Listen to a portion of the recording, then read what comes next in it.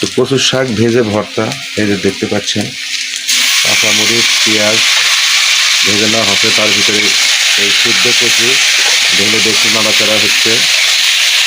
তার ভিতরে কি দিতে হবে বড়ি, হ্যাঁ দেখতে পাচ্ছেন নাড়াচাড়া চলতেছে। কচুর শাক দ্বারা ভেজে ভর্তা, নাড়াচাড়া দাও।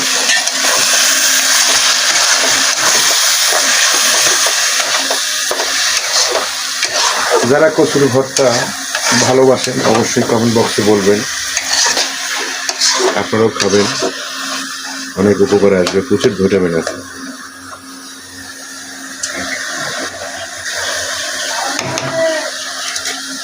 এই যে দেখেন কচু ভর্তা হচ্ছে, আর ওই যে হাতে যেটা নেছে এটা হচ্ছে কিন্তু হ্যামার, দেখাও একটু। এই যে এটা কিন্তু নোয়ার একটা হ্যামার। কচু ঘাটি চলতেছে, কচু ভর্তা চলতেছে। তো আমার বিবিজান কিন্তু মোটামুটি ইউটিউব দেখে এই রান্নাটার প্রসেসিং করছে, জানি না কেমন স্বাদ হবে।